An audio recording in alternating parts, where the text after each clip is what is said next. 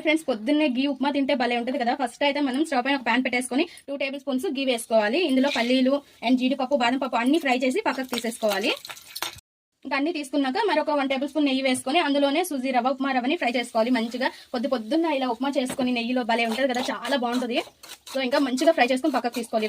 రవ్వ తీసేసినాక మరో 3 table spoons నెయ్యి వేసుకోవాలి. పోపు పెట్టుకోవాలి కదా. సో రెడీగా ఆనియన్, మిరపకాయలు అండ్ అన్ని కూడా రెడీగా పెట్టుకోవాలి. సో ఇందులోనే కొద్దిగా జీలకర్ర అండ్ ఆవాలు, మినపప్పు, శనగపప్పు అన్నీ కూడా వేసుకొని పోపు పెట్టుకోవాలి. ఇంకా ఉల్లిపాయ, కరివేపాకు, ఎండుమిర్చి అన్నీ కూడా వేసుకోవాలి. ఎండుమిర్చి అనే కాదు, పచ్చిమిర్చి అయినా వేసుకోవచ్చు, ఎవరికి నచ్చినట్టు వాళ్ళు చేసుకుంటారు కదా. బాగా ఫ్రై అయ్యాయి కదా. ఇప్పుడు తగినంత ఉప్పు వేసుకొని వాటర్ ఒక మరుగు రానిచ్చి మనం ఉప్మా అనేది వేసేసుకోవడమే. ఉప్మా ఎలా చేయాలో తెలిసిందే కదా, కానీ ఇలా గీతో చేస్తే ఇంకా బాగుంటుంది. నచ్చిన వాళ్ళు ఉంటారు కదా. ఉప్మా రెడీ అయింది. ఇంకా జీడిపప్పులు అండ్ పల్లీలు అన్ని వేసుకొని కొద్దిగా నెయ్యి వేసుకొని స్టవ్ ఆఫ్ చేసేయడమే. రెడీ అయిపోతుంది మన గీ upma ready. Please friends, subscribe.